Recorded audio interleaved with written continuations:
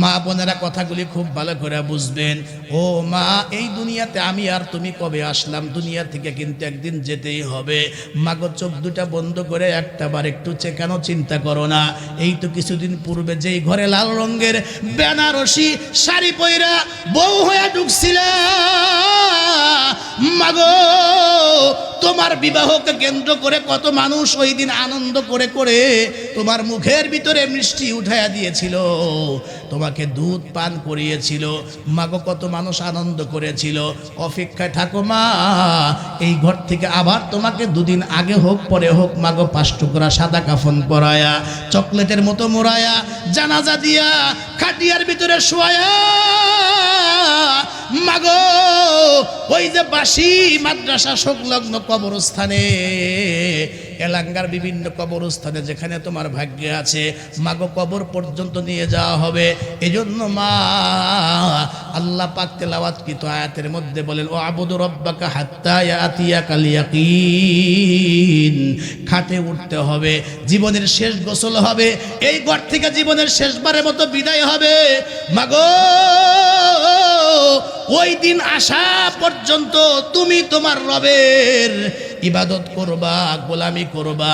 এটা রব্বুল আলামিনের চূড়ান্ত পর্যায়ের নির্দেশ, যে নবীর আগে পরের তামাম জীবনের সকল অপরাধ আল্লাহ রব্বুল আলামিন অগ্রিম ক্ষমা ঘোষণা করে দিয়েছেন। ওই পয়গম্বর উম্মতকে শিখানোর জন্য একবার দুইবার নয়, পয়গম্বর প্রতিদিন 100 বার করে ইস্তেগফার করতেন। তাহলে চিন্তা করেন, আমরা সাধারণ নরমাল উম্মাত, আমরা গুনাহগার, তাইলে আমাদের প্রতিনিয়ত কতবার তওবার ইস্তেগফার পড়া দরকার। একবার এক মহিলা সাহাবী বিশ্বনবীর দরবারে হাজির, সালাম আনতে ডেকে ডেকে বলে, ইয়া রাসূলুল্লাহ, আমি যে পাপ করেছি, ও নবী, আমি জিনা করে ফেলেছি, আমি তো আল্লাহর গোলামি ছেড়ে দিয়া আল্লাহর নাফরমানি করে ফেলেছি। ইয়া রাসূলুল্লাহ, আমি আপনার দরবারে হাজির, দয়া করে মেহেরবানি করে আমাকে এই পাপ থেকে পবিত্র করেন। আমার উপরে কোরআনের যে বিধান তা আরোপিত করুন। মনে হয় আল্লাহর পয়গম্বর শোনে নাই, চেহারা অন্যদিকে ফিরে নিলেন। ও মহিলা আবার ওই দিক দিয়ে ঘুরিয়ে আবার পয়গম্বরের সামনে দাঁড়ায় বলে, ইয়া রাসূলুল্লাহ, সত্যি আমি জিনা করেছি, আমি পাপ করেছি, ব্যভিচারে লিপ্ত হয়েছি, দয়া করে মেহেরবানি করে আমাকে পাক বানায়া দেন। আল্লাহর পয়গম্বর আবার চেহারা ফিরে নিলেন, ভাবে বোঝা যায় মহিলার কথা শুনতে পায় নাই। এরপরে পয়গম্বরের সামনে দাঁড়ায় ডাক দেয়া বলে, হুজুর, সত্যি আমি জিনা করেছি, আমার পেটে সন্তান, আমি সন্তান সম্ভবা, আমার পেটে যে সন্তান এটা জিনার সন্তান, অবৈধ সন্তান, দয়া করে আমাকে পাক বানানোর ব্যবস্থা করে। নবী এবার জবান খুলে ডাক দিয়া কয়, ও মহিলা, তুমি নিজেই বললা পাপ করেছো, আর তোমার পেটের মধ্যে সন্তান আছে, ফিরে যাও, যখন তোমার সন্তান ডেলিভারি হবে, তোমার কাছ থেকে জুদা আর আলাদা হবে, তখন আসিও। মহিলা চলে যায়। সত্যি কয়েক মাস পরে ফুটফুটে একটা চাঁদের মতো সন্তান কোলের ভিতরে নিয়ে আল্লাহর পয়গম্বরের দরবারে হাজির।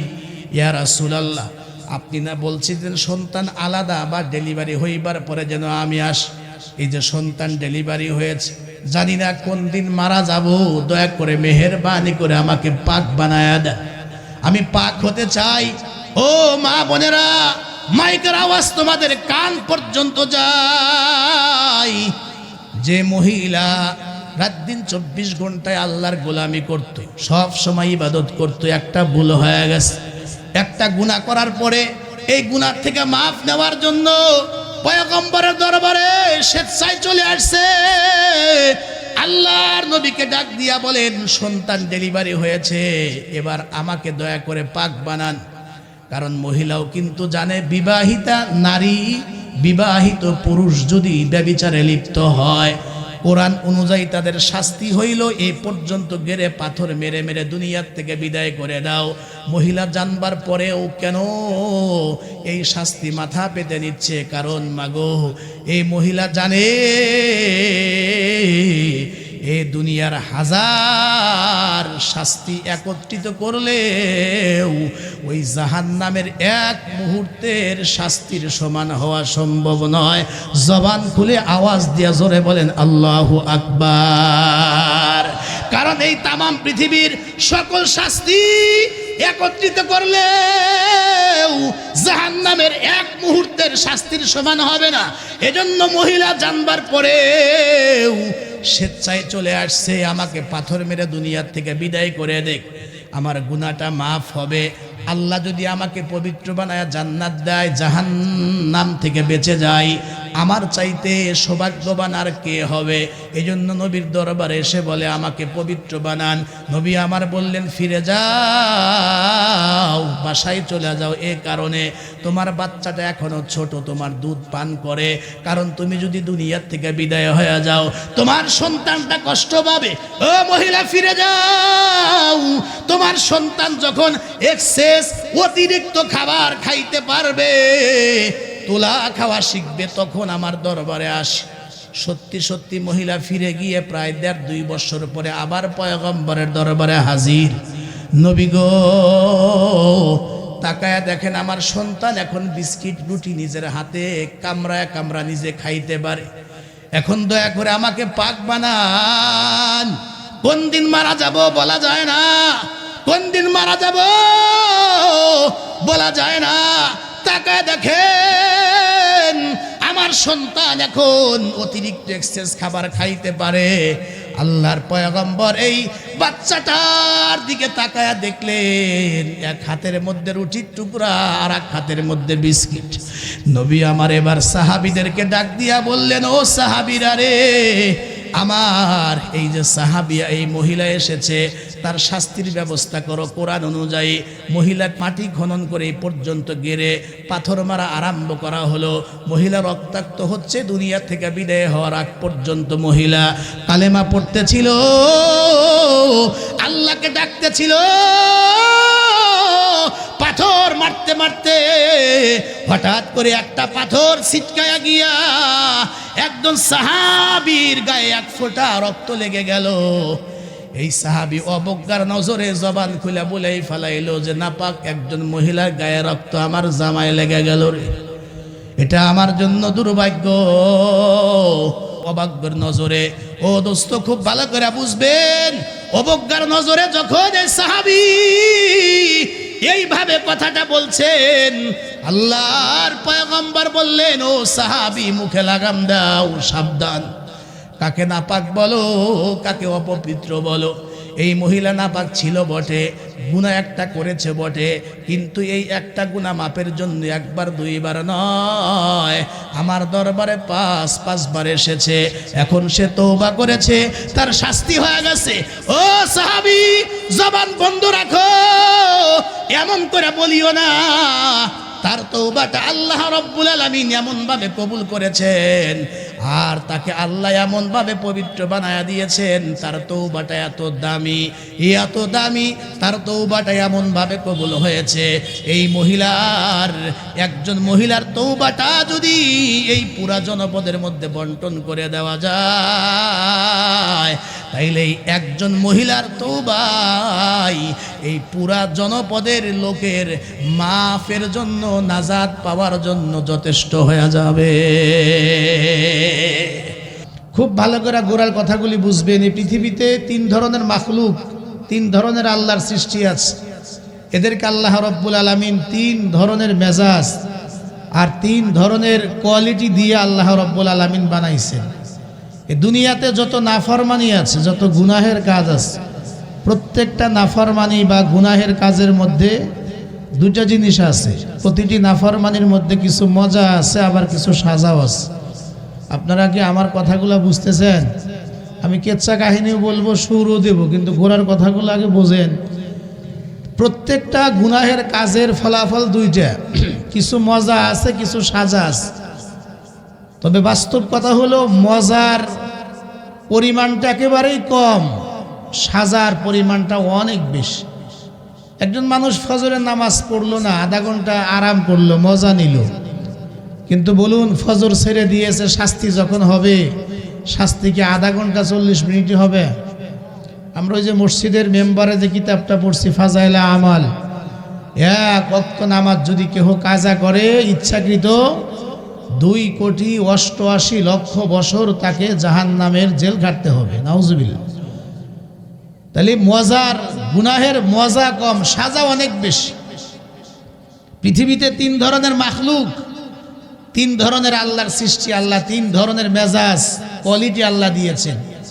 এক ধরনের মাখলুক এমন আছে যারা গুনাহের মজাই শুধু বোঝে কিন্তু সাজা বোঝে না। যেমন গরু ছাগল, এই গরু ছাগল চতুষ্পদ জানোয়ার যেগুলো আছে এগুলা শুধু গুনাহের মজাটাই বোঝে।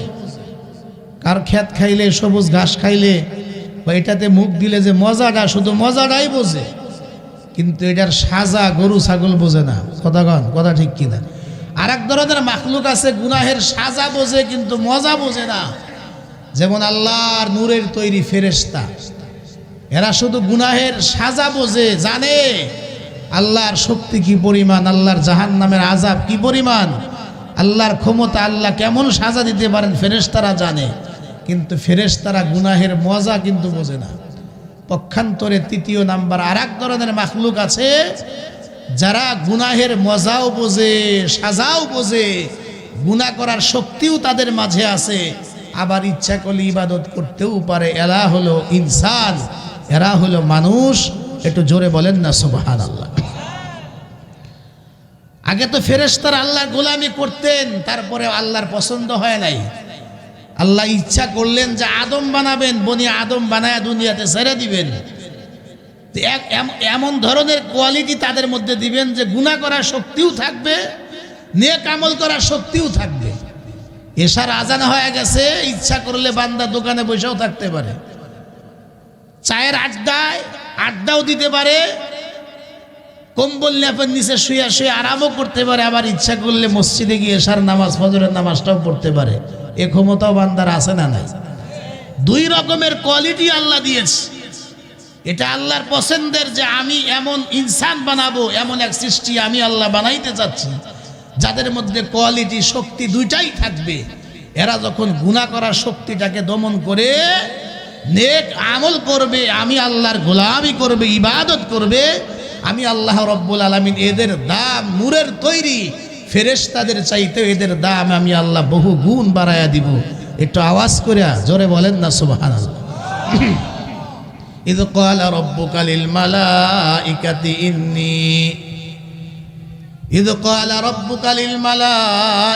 ইন্নী জাইলুন ফিল আরদি খলিফা ক্বালু আতাজআলু ফিহা মান ইউফসিদু ফিহা ওয়া ইয়াসফিকুদ দিমা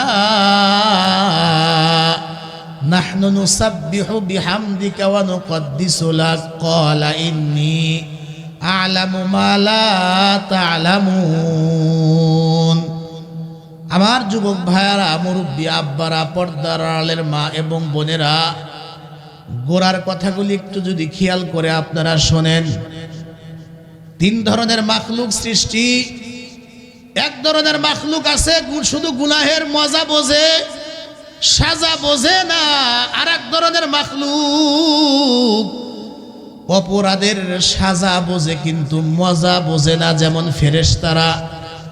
আর এক ধরনের সৃষ্টি আছে আল্লাহর গুনাহের মজাও বোঝে, সাজাও বোঝে, ইবাদতের যোগ্যতাও যাদেরকে আল্লাহ দেওয়া হয়েছে, আল্লাহর নাফরমানি করার যোগ্যতাও যাদের ভিতরে দেওয়া হয়েছে, এরা হলো মানুষ, এরা হলো ইনসান। আল্লাহ এই ইনসান বানাবেন, ফেরেশতাদের সঙ্গে পরামর্শ বসলেন। আল্লাহ কোরআনে হাকিমের মধ্যে বলেন, ও ফেরেশতারা, চাইছি মানুষ বানাবো, আদম বানাবো, আমার খলিফা বানায়া দুনিয়ার ভিতরে ছেড়ে দিব, তোমরা কি বলো? ওই যে ফেরেশতারা বলেছিল, মালিক দরকার নাই, এরা দুনিয়াতে গিয়ে তোমার নাফরমানি করবে, মারামারি করবে, রক্তপাত ঘটাবে, বিশৃঙ্খলা করবে, দরকার নাই। নাহনু নুসাব্বিহু বিহামদিকা ওয়া নুকদ্দিসু লাক। ও প্রভু, ইবাদত যদি করতে হয়, তোমার জিকির যদি করতে হয়, যদি তোমার তাসবিহ আর প্রশংসা করতেই হয়, তাহলে আমরা ফেরেশতারা আছি, আমরাই তো যথেষ্ট, দরকার নাই ইনসান বানায়েন না আল্লাহ। আল্লাহ বলেন পরামর্শ নিয়েছি কিন্তু তোদের কথা শুনবো, বিষয়টা তা নয়। আল্লাহ বললেন ইন্নী আ'লামু মা লা তা'লামুন, আমি আল্লাহ যা জানি তা তোমরা জানো না। কারণ মানুষ বানাবো, তোমরা বলতেছো মানুষ নাফরমানি করবে, গুনাহ করবে, রক্তপাত ঘটাবে, বিশৃঙ্খলা করবে, ফাসাদ সৃষ্টি করবে। আমি আল্লাহ রব্বুল আলামিন এই ক্ষমতা তো তাদের দিয়েছি। আর ও ফেরেশতারা, তোমরা বলতেছো নাফরমানি করো না, সব সময় আমি আল্লাহর গোলামি করো, ইবাদত করো, তাসবিহ পড়ো, আমি আল্লাহর জিকির করো। কারণ তোমরা তো নাফরমানি করবা না, আমি আল্লাহর গোলামি করবা, এটাই স্বাভাবিক। কারণ তোমাদের মধ্যে গুনাহ করার যোগ্যতা পাওয়ার আমি আল্লাহ দেই নাই। গুনাহ কেমনে করবা, ইবাদত করবা, এটাই স্বাভাবিক। কিন্তু আমি আল্লাহ আদম বানাইলাম, আমি আল্লাহ মানুষ বানাইলাম। এ মানুষের ভিতরে দুইটা যোগ্যতাই থাকবে। তারা ইচ্ছা করলে ভালো কাজও করতে পারে, আবার ইচ্ছা করলে তারা আমি আল্লাহর নাফরমানিও করতে পারে। এই যে ওয়াজ মাহফিল, ইচ্ছে যারা করেছেন তো মাহফিলে বসে গেছেন, ভালো কাজে শরীক হয়ে গেলেন। আবার মাইকের আওয়াজ অনেকে দূর থেকে শোনে, মাহফিলে আসে না, বসে না, তাদেরকে জোর করে আনা হচ্ছে না, তার মানে স্বাধীনতা। ভালো কাজ করলেও করতে পারে, ভালো কাজ থেকে ফিরে থাকলেও থাকতে পারে, কোনো বাধা নিষেধ নাই।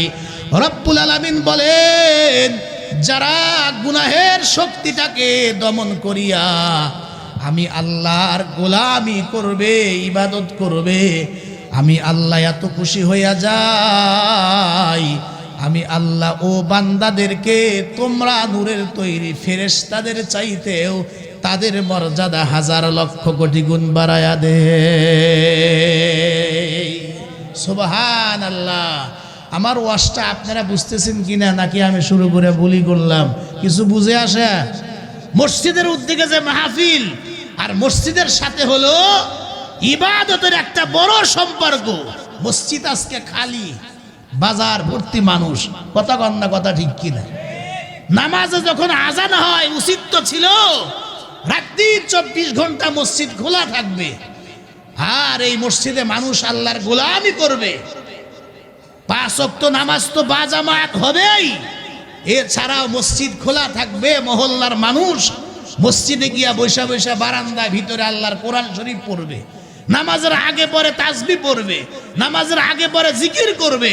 তার মানে সবসময় মসজিদের ভিতরে আল্লাহর বান্দারা থাকবে আর গোলামি চলতে থাকবে। আমাদের বহু জায়গায় মসজিদ এমন আছে, জোহর, আসর, মাগরিব, ফজরে ইমাম সাহেব আর 2-4 জন মুসল্লি পাওয়া যায়, এছাড়া লোকই পাওয়া যায় না। কথা কন, কথা কি ঠিক বললাম না ভুল বললাম? তাহলে গজব, ভূমিকম্প তো আমাদের উপর আসবে না, তো কাদের উপরে আসবে? মসজিদগুলা খালি হয়ে গেছে সভাপতি সাহেব। আর বাজারে লোকের অভাব নাই। ছোট্ট ছোট্ট চায়ের দোকানে 22 জন, 24 জন, 32 জন লোক বসা আছে। কিছু কিছু মুরব্বীতে এমন আছে, এই যে বিকাল 3টায় গেছে, টেলিভিশনের আখিরি মোনাজাত, টেলিভিশনের আখিরি মোনাজাত না হওয়া পর্যন্ত বাড়িতেই ফেরে না। এমন লোক আছে না? টেলিভিশনের আখিরি মোনাজাত বোঝেন? যতক্ষণ পর্যন্ত চায়ের কেতলির তলায় পানি আছে ততক্ষণ পর্যন্ত কাক্কায় আছে, হে যায় না। কথা ঠিক কিনা? তার মানে একেবারেই এই টেলিভিশনের আখিরি মোনাজাত মানে রাত্রি 12টার 1টা, যতক্ষণ পর্যন্ত দোকানদার আছে, টেলিভিশন চলতেছে, ততক্ষণ পর্যন্ত আল্লাহর বান্দা ওই চায়ের দোকানে বসা আছে। মসজিদের লোক খুঁজে পাওয়া যায় না। কথা ঠিক কিনা? ইমাম সাহেব তো আমার রাগ হয়ে কয় যে হুজুর ফজরের লোক আসে না, না এলে হুদাই 2 জন আসে। 2 জন আসা কি দরকার ছিল? আমি বললাম 2 জন আইলে না, আপনি জামাতটা তো করাইতে পারেন। ওই না হুজুর এই দুইজন যদি না আসতো তাহলে আমি উঠতামই না, যে বেতন দেয় শুয়ে শুয়ে আজান দিয়ে দিতাম আর ওঠার দরকারও ছিল না। এই দুইজনে আসে, আমার অযথা ওযু করার লাগে, নামাজ তো কেরা ঠিকই করা লাগে, আইলে বেশি করে আসুক। অনেক মসজিদে এমন আছে ফজরের টাইমে ইমাম মুয়াজ্জিন তো নাই, একজনই সব করে। আর আমাদের দেশে একেবারে ইমাম যে নেওয়া হয়, আমার কাছে অনেক লোক যায় হুজুর ইমাম দেন। আমি বললাম ইমাম তো নামাজ পড়াবে, মুয়াজ্জিন তো আছে। হুজুর মুয়াজ্জিন নাই, তার মানে ইমাম সাহেব খাদেম টু খতিব। খাদেম টু খতিব বোঝেন? একেবারে প্রস্রাবখানা থেকে শুরু করে এই দায়িত্ব থেকে শুরু করে জুমা পর্যন্ত একাই পড়াবে। বহু মসজিদে এমন আছে ফজরের টাইমে এশার টাইমে 2, 4, 5 জন নিয়ে জামাত হয়। বহু গ্রামগঞ্জে এমন আছে। কথা কন, কথা ঠিক কি? তাহলে মসজিদগুলা খালি হয়ে গেছে। এই জন্য এই ওয়াজটা মনে করলাম খুব দরকারি কথা, যে মসজিদের উদ্যোগে মাহফিল, এই মসজিদ আবাদ হওয়া দরকার। মসজিদের সাথে আমাদের ইবাদতের সম্পর্কটা বাড়ানো খুব জরুরি, খুব দরকার।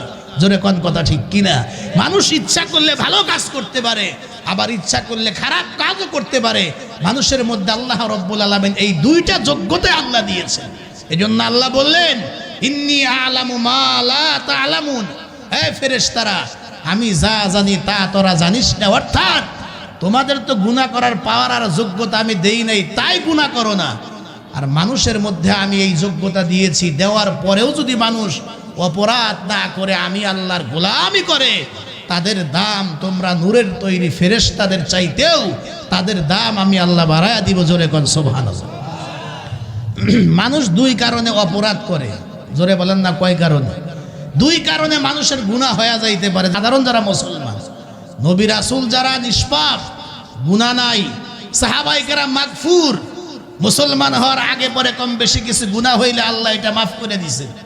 কিন্তু যারা আমরা সাধারণ নরমাল যারা মুসলমান, আমাদের গুনাহ হইতে পারে, তার কারণ হলো 2টা। এটা জোরে কথা না কয় কারণ? 1 নাম্বার কারণ হইল এই মেশিনটার ভিতরে, বডিটার ভিতরে আল্লাহ পাক গুনাহ করার যোগ্যতা দিয়ে আল্লাহ বানাইছে। কোন তো মানুষের মধ্যে লোভ হিংসা আছে না নাই? রাগ গোসা, যৌন ক্ষমতা সহ গুনাহ করার বিভিন্ন যোগ্যতা আল্লাহ রাব্বুল আলামিন এই বডির মধ্যে দিয়েছেন। তাই এই বডির দ্বারা, এই দেহের দ্বারা হঠাৎ করে গুনাহ হয়ে যাইতে পারে। আর 2 নাম্বার, যেদিন থেকে আব্বাজান আদম আলাইহিস সালাম পৃথিবীতে আগমন করছেন, ওনার পিছে পিছে আরেকজনকে পাঠাইছে, তার নাম হলো মিস্টার ইবলিস। জোরে কন্যা, ওর নাম কি? যেদিন জান্নাত থেকে বের করে দেওয়া হইল, গেটের মধ্যে দাঁড়ায়া বলছিল, আল্লাহ যে আদম রে সেজদা না দেওয়ার কারণে আজকে আমি শয়তান হইলাম, লানতের তখ্ত জিনজির আমার গলার মধ্যে নিয়ে আমি দুনিয়াতে গেলাম। আল্লাহ আমি কিছু ক্ষমতা, কিছু পাওয়ার চাই। কি চাস বল? 1 নাম্বার আমি কিয়ামত পর্যন্ত হায়াত চাই। আল্লাহ কয় তোরে দিলাম। 2 নাম্বার আমি যেন আদম সন্তানের রগ রেশায় গিয়ে গিয়ে ধোঁকা দিতে পারি। আল্লাহ কয় দিলাম সেই ক্ষমতা। খুব ভালো করে বুঝবেন কোরআন শরীফের আয়াত। এবার ইবলিস ডাক দিয়ে বলে, ও আল্লাহ, যে আদমের কারণে আমি শয়তান হইলাম, অপমানিত হইলাম, আমিও দেখে নেব যে আদম সন্তান কিভাবে জান্নাতে যায়। এবার ইবলিস ডেকে ডেকে বলে, আমি আদম সন্তানের ডান দিক থেকে, বাম দিক থেকে, সামন থেকে, পিছন থেকে, চতুর্দিক থেকে আমি তাদেরকে ধোঁকা দিব। ধোঁকা দিয়া তাদেরকে দিয়ে আল্লাহ তোমার নাফরমানি করাবো, জাহান্নামী বানায়া তারপরে দুনিয়া থেকে বিদায় করাবো, যেন আদম সন্তান কেহ জান্নাতে না যাইতে পারে। আমি তাদেরকে চতুর্দিক থেকে আক্রমণ করে তাদেরকে ধোঁকা দিয়ে গুনাহ আর নাফরমানি করায়া জাহান্নামী বানায়া তারপরে দুনিয়ার থেকে বিদায় করার ব্যবস্থা করব। রব্বুল আলামিন ডেকে ডেকে বলেন, ইবলিস শোন, তুই ডানে বামে সামনে পিছনে চতুর্দিকে কথা বললে, চতুর্দিকের কথা বললেও 2টা দিকের কথা তোর মস্তিষ্কের মেমোরির ভিতর থেকে আমি আল্লাহ রব্বুল আলামিন ডিলিট করে দিয়েছি। একটা হলো নিচের দিক আর একটা হলো উপরের দিক। তুই তো 2টা দিকের কথা বললি না। শোন, তুই ডান দিক থেকে, বাম দিক থেকে, সামন থেকে, পিছন থেকে আমার বান্দা বান্দিদেরকে ধোঁকা দিয়া গুনাহ আর অপরাধ করাবি, অসুবিধা নাই।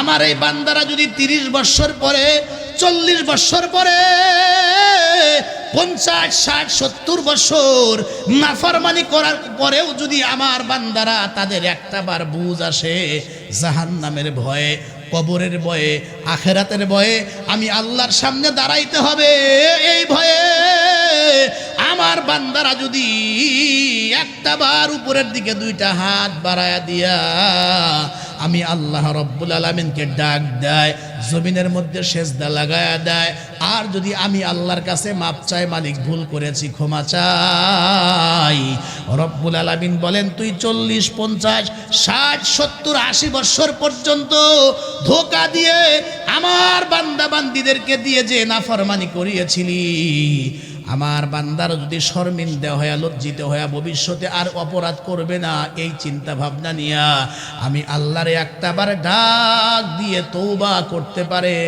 মাপ চাইতে পারে, আমি আল্লাহ মুহূর্তের ভিতরে আমার ওই বান্দা বান্দির তামাম জিন্দেগীর সব গুনাহগুলি গাফফার নামের আলোক রোশনি দিয়া ধুইয়া পরিষ্কার করিয়া আমি বান্দা বান্দিকে একটা টান দিয়ে আমি আল্লাহ তাকে রহমতের কোলে উঠায়া নেব। তার মানে তুই 40, 50 বছর মেহনত করে পরিশ্রম করে যা করাইছিলি, আমার বান্দারা যদি মন থেকে তওবা করে, আমি আল্লাহরে ডাক দেয়, ফিরে আসে, আমি মুহূর্তের ভিতরে তোর সকল পরিশ্রম আমি আল্লাহ শেষ করে আমার বান্দাকে মুহূর্তের মধ্যে মাফ করে দিব। একটু আওয়াজ বাড়ায়া জোরে বলতে হবে সুবহানাল্লাহ। এজন্য তো পয়গম্বর বলছেন ক্বালান নাবিয়্যু সাল্লাল্লাহু আলাইহি ওয়াসাল্লাম আত-তাইবু মিনাজ যামবি কামাল্লা যামবা লাহু। পয়গম্বর আলাইহিস সালাম বলেন বান্দা যখন গুনাহ থেকে তওবা করে রব্বুল আলামিন তার গুনাহটা এমনভাবে মোচন করেন, এমনভাবে মাফ করেন কামাল্লা যামবা লাহু, কেমন যেন বান্দা অতীতে এই গুনাহটা কখনো করেই নাই। রব্বুল আলামিন কোরআনে কারিমে সূরা ফুরকানের এক আয়াতের মধ্যে জানিয়ে দিয়েছেন ইল্লা মান তাবা ওয়া আমানা ওয়া আমিলা আমালান সালিহা ফাউলাইকা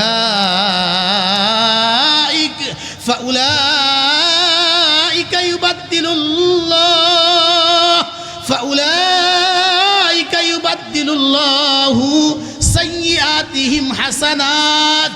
রব্বুল আলামিন বলেন বান্দা যখন ঈমান আনে, নেক আমল করে, তওবা করে, আমি আল্লাহর দিকে ফিরে আসি, প্রথমেই আমি বান্দার গুনাহটাকে আমি আল্লাহ রব্বুল আলামিন মাফ করে দেই, এরপরে আমি বান্দার গুনার জায়গাটা আমি আল্লাহ নেকি দিয়ে ভরপুর করে দেই। তার মানে ফাউলাইকা ইউবাদদিলুল্লাহু সাইয়্যাতিহিম হাসানাত, শুধু আল্লাহ মাফ করেন না, বরং বান্দার গুনাহটাকে আমার আল্লাহ রব্বুল আলামিন নেকির দ্বারা পাল্টায়া দেন, বদলায়া দেন, পরিবর্তন করে দেন। একটু জোরে বলেন সুবহানাল্লাহ। এই দুনিয়ার আসামের নিয়ম হলো কেউ যদি 2 বছর জেল খাটে, আঙ্গদেশের নিয়ম হলে এই অনেক সময় আসামি শুরুতে যে নির্দোষ প্রমাণ হয় না, এই প্রমাণ করতে করতে অনেক সময় 10 বছর লেগে যায়। কথা ঠিক কিনা?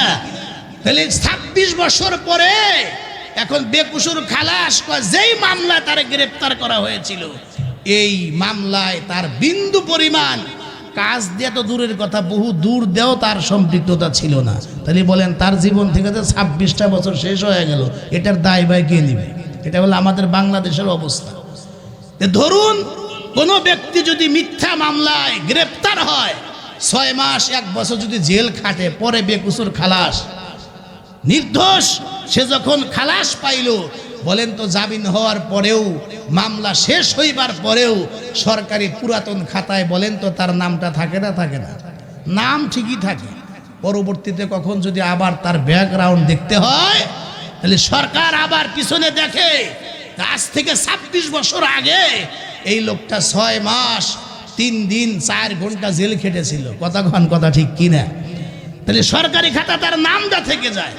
আল্লাহ বলেন যে আমি আল্লাহ এমন রহমান, আমি আল্লাহ এমন রহিম, আমি আল্লাহ এমন গফফার, আমি আল্লাহ এমন মাফ করনেওয়ালা। যখন বান্দাকে মাফ করব, ছোট খাতা, বড় খাতা, নতুন খাতা, পুরাতন খাতা, কোনো খাতায় বান্দার নাম থাকে না। আমি আল্লাহ এমন ভাবে মাফ করি যে বান্দার ওই গুনাহটাকে আমি আল্লাহ নেকির দ্বারা বদলাইয়া দেই।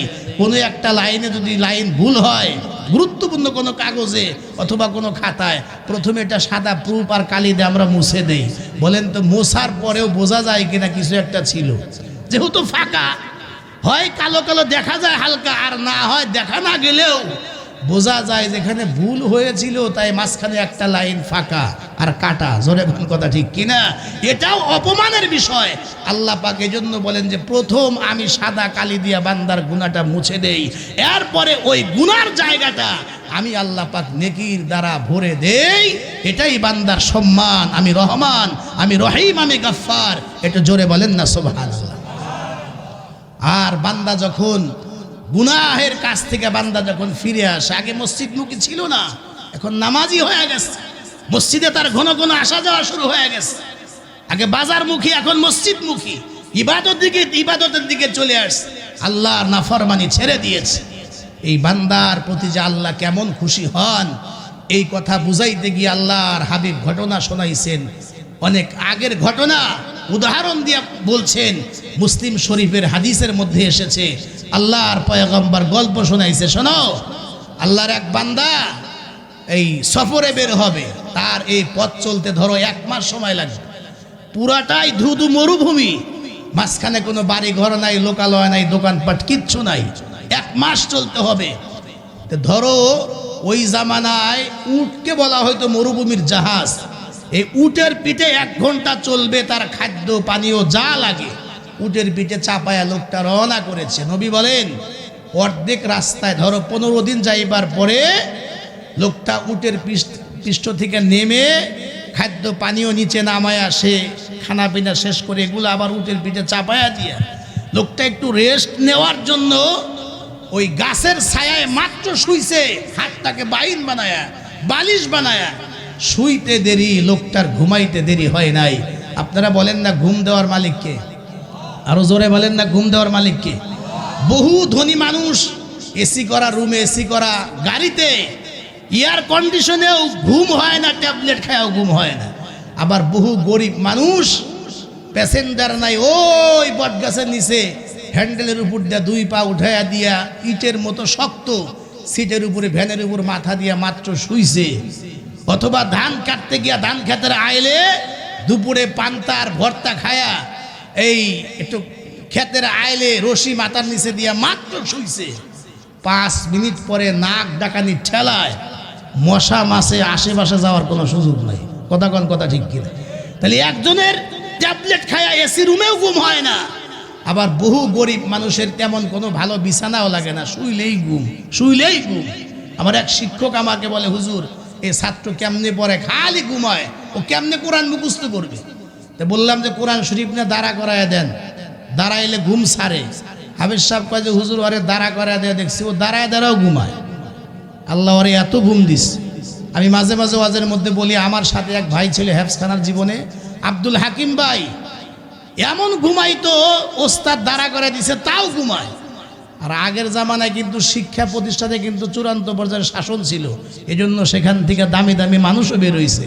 আর এখন শিক্ষা প্রতিষ্ঠানে এই যে হুজুররা বসা আছেন, শিক্ষা প্রতিষ্ঠানে নুরানি বাচ্চাদেরকে একটু ছোঁয়া দিলেই, হালকা একটু বাড়ি দিলেই, একটু কড়া করে কথা বললেই, অনেক সময় গার্জিয়ানরা মাদ্রাসা বিচার নিয়ে আসে, গার্জিয়ানরা ওস্তাদদের গায়ে পর্যন্ত হাত উঠায়, ঘুষায়। এমন নজিরও বাংলাদেশের কথা না আছে না নাই? কথা আছে না নাই? যেদিন থেকে শিক্ষা প্রতিষ্ঠান থেকে শাসন উঠে গেছে, ওই দিন থেকেই শিক্ষা প্রতিষ্ঠানে বেদবের জন্ম বেশি হয়েছে। কথা ঠিক কিনা?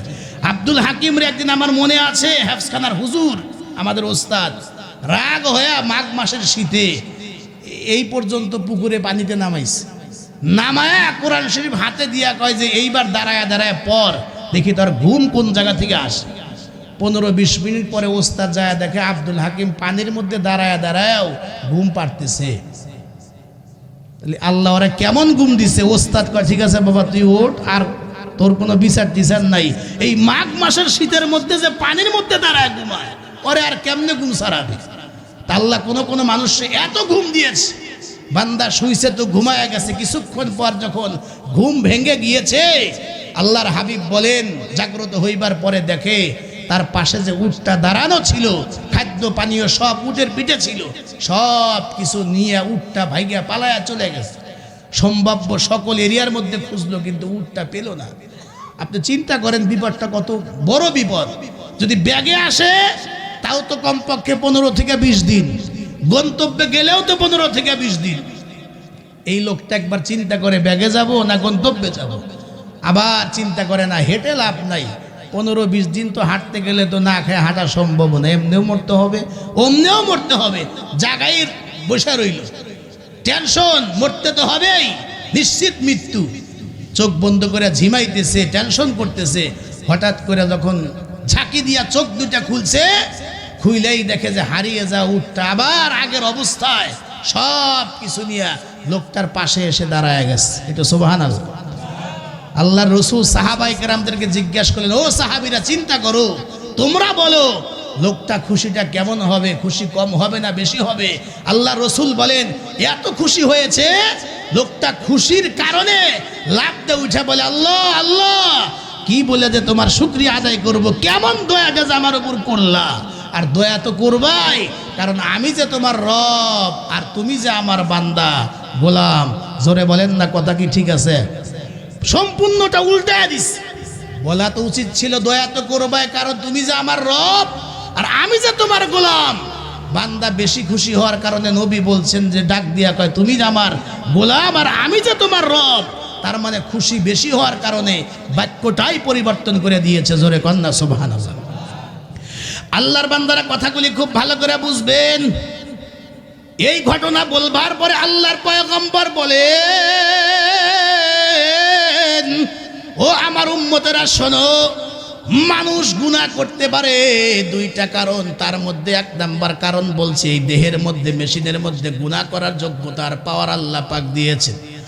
2 নাম্বার, যেদিন থেকে পৃথিবীতে মানুষের আগমন, ওই দিন থেকে ইবলিস মানুষের পিছে লাগে আছে। আল্লাহর পয়গম্বর বলেন, আমার কোন উম্মত যদি হঠাৎ করে ভুল করে ফেলে, যদি বিপদে চলতে থাকে, পথভ্রষ্ট হয়ে যায়, আল্লাহর নাফরমানি করতে থাকে, হঠাৎ করে এই লোকটার যখন বুঝ আসে, গুনাহ করবার পরে বান্দা যখন আল্লাহর কাছে মাপ চায়, তওবা করে, আল্লাহ রাসূল এই ঘটনা বলবার পরে বলে, শোনো, এই লোকটা হারিয়ে যা উটটাকে ফেরত পাইবার পরে এত খুশি হয়েছে যে শব্দটাই পরিবর্তন করে দিয়েছে, বাক্যটাই পাল্টায়া দিয়েছে। আল্লাহ রাব্বুল আলামিনের কোনো বান্দা যদি নাফরমানি করবার পরে এ বান্দা তওবা করে আল্লাহর দিকে ফিরে আসে, ওই রহমান রহিম, ওই গফফার আল্লাহ রাব্বুল আলামিন ওই ব্যক্তির চাইতে 1000 লক্ষ কোটি গুণ বেশি খুশি হইয়া এই বান্দার জীবনের সকল গুনাহগুলি গফফার নামের আলোক রশ্মি দিয়া ধুয়ে পুছে পরিষ্কার করিয়া আল্লাহ রাব্বুল আলামিন এই লোকটাকে টান দিয়া আল্লাহ পাক বান্দাকে রহমতের কোলের মধ্যে উঠায়া নেয়। আমার মা বোনেরা, মাইকের আওয়াজ কি তোমাদের কান পর্যন্ত যায়? মা বোনেরা কথাগুলি খুব ভালো করে বুঝবেন।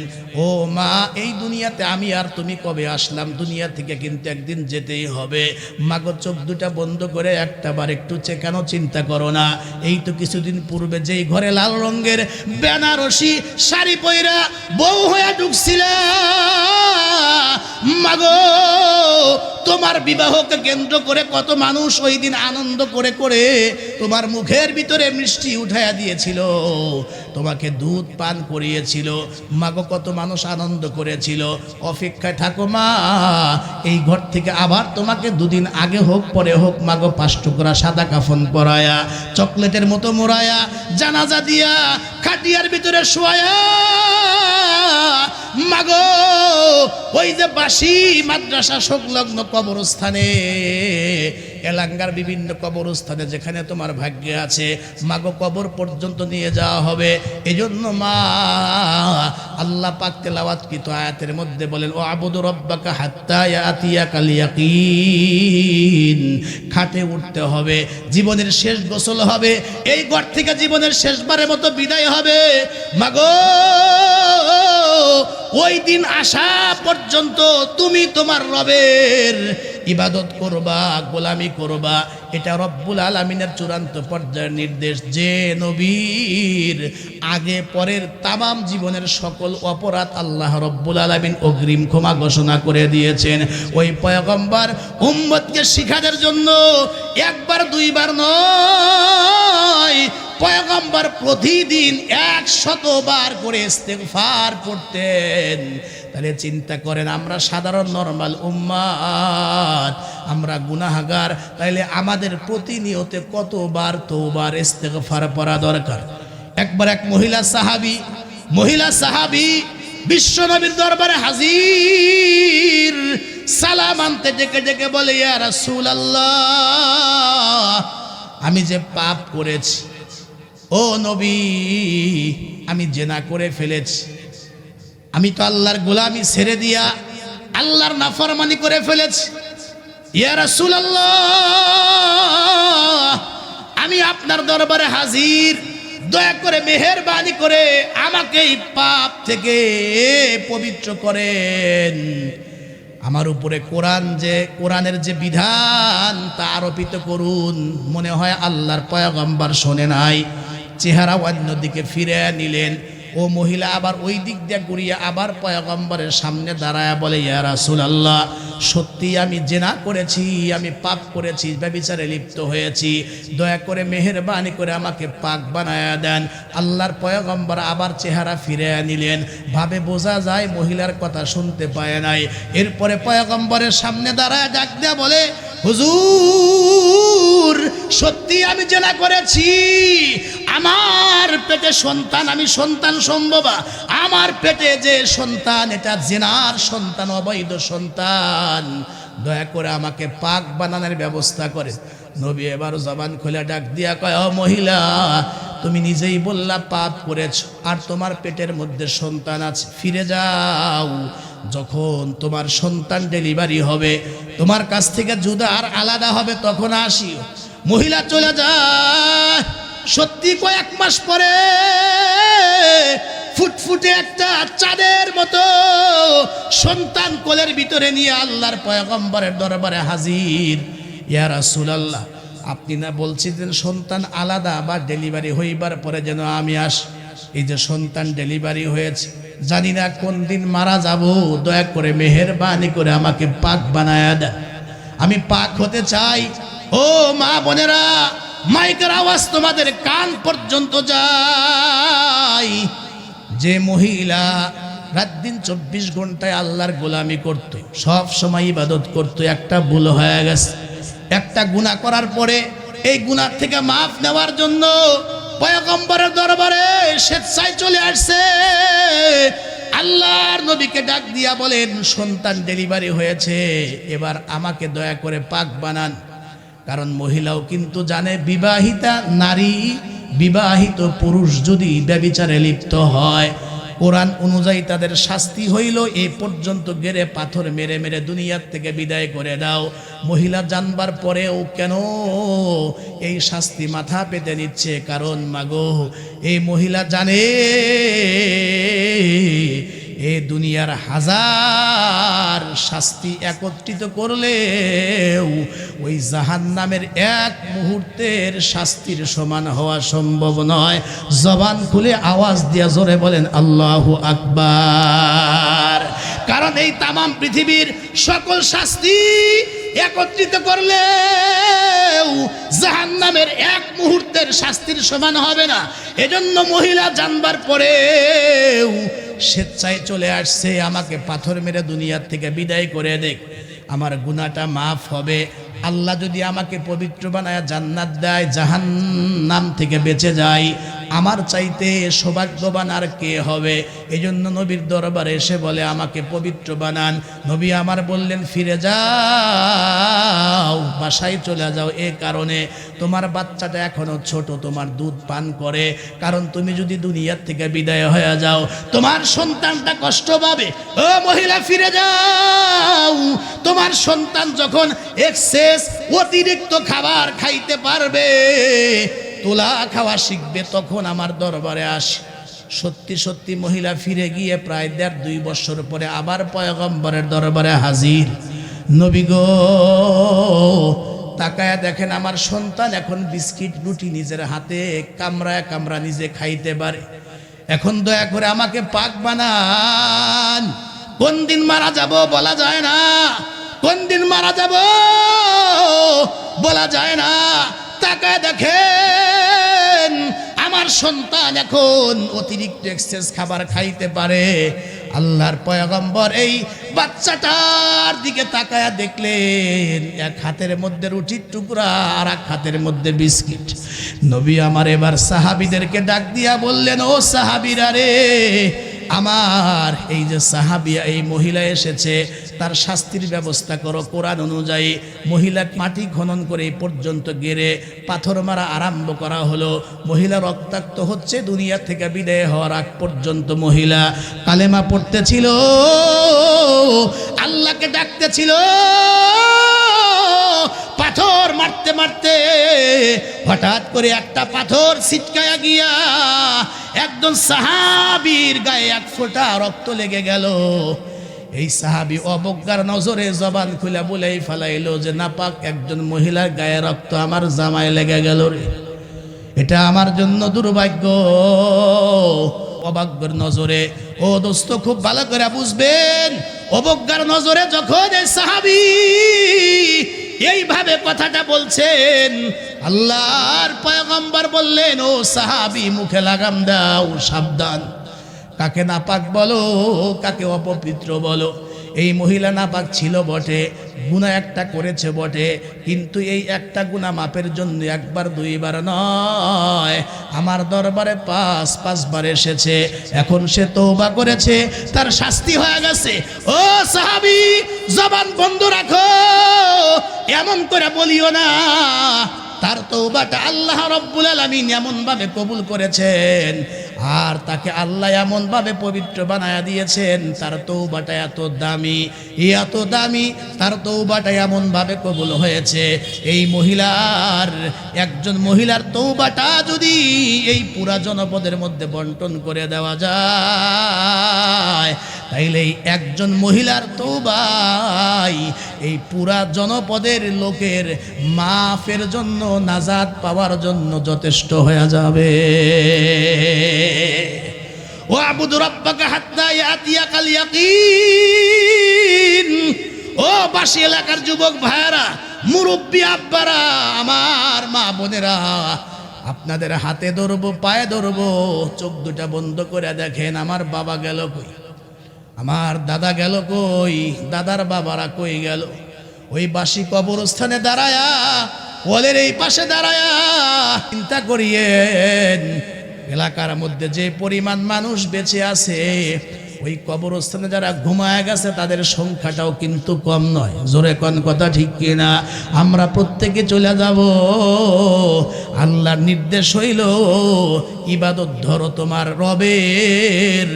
এই যে ইবাদত ধরবা, হাত্তা ইয়াতিয়াকাল ইয়াকিন, ইবাদত করবা তোমার জীবনের শেষ মুহূর্ত পর্যন্ত ইবাদত করবা, আর গুনাহের কাজ ছেড়ে দিবে, এটা তোমাদের মৌলিক দায়িত্ব। হঠাৎ করে যদি ইবাদত করতে করতে জীবনের ফাঁকে ফাঁকে কখনো কোনো অপরাধ আর গুনাহ হয়ে যায়, দেরি করিও না, দৌড়ায় মসজিদে চলে আস, আল্লাহর সেজদা দাও, হাত বাড়ায় কও আল্লাহ পাপ করেছি, মাপ চাই। বান্দা যখন তওবা করে, মাপ চায়, আল্লাহ মুহূর্তের ভিতরে তার পিছনের সব গুনাহগুলি মাফ করে দেয়। তাহলে এতক্ষণ ওয়াজের দ্বারা বুঝলাম সাইফি সাহেব যা বলে গেলেন, আমরা সারা জীবন আকাম উকাম গুনাহের কাজ যত আছে সব করব, শেষ বেলা গিয়া খালি আল্লাহর একটা ডাক দিব, আল্লাহ মাফ করে দাও, আল্লাহ জীবনের সব গুনাহ মাফ করে দিবে। আজকে থেকে তাহলে তো গুনাহ করলে কোনো অসুবিধা নাই। হুজুরের ওয়াজে তো তাই বোঝা গেল। কথা কন, কথা ঠিক কিনা?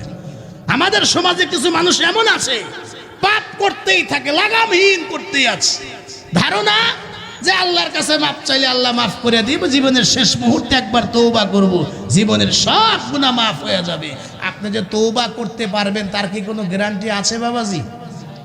গাইবান্ধাতে গত 6 তারিখে আল্লাহর এক বান্দা মাওলানা ফরিদুল ইসলাম রহমাতুল্লাহি আলাইহি, এই যে আমি যেমন বয়ান করতেছি, এতে মুফতি সাহেব বসে আছেন, সভাপতি সাহেব বসে আছেন স্টেজে, অনেক লোক বসা, আর সামনে হাজারো লোক তার বয়ান শুনতেছিল।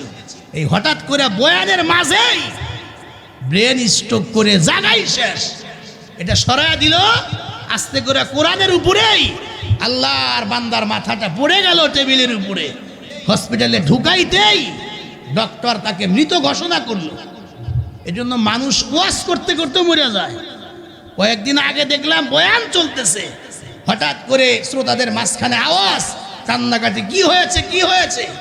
একজন বলে যে হুজুর এই মাত্র আপনার একজন শ্রোতা ওয়াজ শুনতে শুনতে সে চলে গেল, মারা গেছে। মানুষ ঘুমায়া যায়, বলে চোখ দুটা খুললে তো সকাল, আর চোখ যদি না খোলে তাইলে কিন্তু পরকাল। কথা ঠিক কিনা? মানুষ ঘুমের মধ্যেই মানুষ মারা যাচ্ছে, ওয়াজ করতে করতে মারা যায়, বয়ান শুনতে শুনতে মানুষ মারা যায়। এজন্য আমি যে কোনো মুহূর্তে তওবা করে নিব। বলেন তো এই সুযোগে, এই বাহানায় গুনাহ করার সুযোগ কোনো মুসলমানের জোরে কোন আছে? আর জোরে কোন আছে নাকি? আর এক ধরনের মুসলমান আছে, আরে আমাদের মতো পাপী, আল্লাহ কি তাই মাফ করবেন নাকি? এমনিও জাহান্নাম অমনিও জাহান্নাম, এই পাপ করতেই আছে, মানে নিরাশ হয়ে গেছে। এইটাও ঠিক না, ভয়ও থাকতে হবে। আবার যদি কখনো কোনো গুনাহ হয়ে যায়, আল্লাহ রহমান, আল্লাহ রহিম, আমার গুনার একটা সীমা আছে, কিন্তু আল্লাহ রহমতের সীমা নাই। আল্লাহরে ডাক দিলে, চোখের পানি ছাইরা দিলে, মাপ চাইলে আল্লাহ কয় যে আমি সাথে সাথে তোর জীবনের গুনাহ মাফ করে দিব। জোরে কন্যা সুবহানাল্লাহ। আমি ছোট্ট একটা কথা বলে আওয়াজ রীতি টানতে চাই। মসজিদের ভিতরে আল্লাহর পয়গম্বর বসা, হঠাৎ করে দেখলেন মসজিদের কর্নারে একজন সাহাবী, নতুন মুসলমান, এই 2 চোখের পানি ছেড়ে এমন কান্না কাঁদতেছেন, চোখের পানি দিয়া তার গাল বেয়ে বেয়ে তার শরীরের পাঞ্জাবি জামা ভিজা, মসজিদের ফ্লোর পর্যন্ত ভিজা যাচ্ছে, এত চোখের পানি। আল্লাহর পয়গম্বর এই সাহাবীকে কাছে ডাকলেন, আসো। কাছে ডাক দিয়া বলেন, ও সাহাবী, কেন তুমি এইভাবে কাঁদতেছো? মসজিদের মধ্যে বসিয়া এই সাহাবী ডাক দেয়া কয়, হুজুর আমি কাঁদি না, বরং আমার অতীতের গুনাহ আমারে কাঁদায়। সুবহানাল্লাহ। কারণ আমার সামনে মরণ আছে, সামনে আমার কবর আছে, সামনে আমার হাসর আছে, সামনে আমার জাহান্নাম। মুসলমান হওয়ার আগে আমি যে অপরাধগুলি করেছি, ওই অপরাধগুলি আমার কাঁদায়। আমার উপায় কি? এই সাহাবীর নাম হাদিস শরীফের মধ্যে আসছে দাহিয়াতুল কলবি। নবী আমার ডাক দিয়া কয়, ও সাহাবী, মুসলমান হওয়ার আগে যা কিছু করেছো, তুমি কি আমার হাদিস শোনো নাই? বান্দা যখনই কালেমা পড়ে, সঙ্গে সঙ্গে তার পিছনের সব গুনাহগুলি আল্লাহ পাক মাফ করে দেন। এই সাহাবী ডাক দিয়া কয়, হুজুর অবশ্যই আমি বিশ্বাস করি, হাদিস আপনার জবান থেকে শুনেছি, কিন্তু আমার মন বলে আমার জীবনে এমন একটা পাপ আমি করেছি, আমার মন বলে ওই বড় পাপটা আমার আল্লাহ আমারে মাফ করবে না। হুজুর সব গুনাহ মাফ হইলেও, সব গুনাহ মাফ হইলেও আমার মন বলে যে অত বড় গুনাহটা আল্লাহ রব্বুল আলামিন মাফ করবেন না।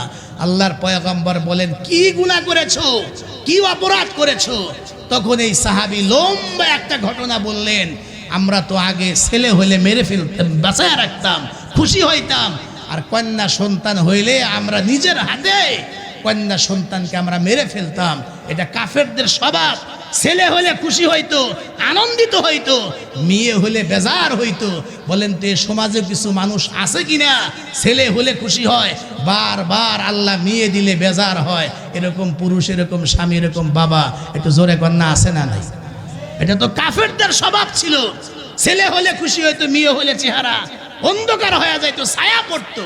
এটা কাফেরদের অভ্যাস ছিল। অথচ হাদিসের মধ্যে আছে, আল্লাহর রাসূল বলেন, আল্লাহ যদি কাউকে 3টা কন্যা সন্তান দেয়, দিন শিখে যদি সৎ পথ প্রস্ত করতে পারে, আল্লাহ রাসূল বলেন এই 2টা আঙ্গুল উঁচু করে বলছেন, এই 2টা জান্নাত, আঙ্গুল যেমন কাছাকাছি ওই সাহাবীর জান্নাত, আর আমি নবীর জান্নাতটাও হবে এমন কাছাকাছি।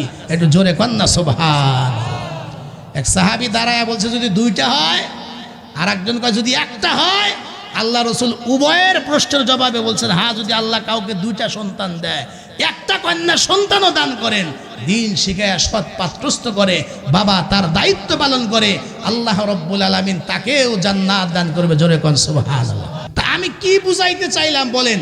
আমাদের মৌলিক দায়িত্ব হলো আমরা ইবাদত ধরবো আর আল্লাহর নাফরমানি গুনাহের কাজ আমরা ছাড়বো ইনশাআল্লাহ। বলেন একটু জোরে কর না ইনশাআল্লাহ।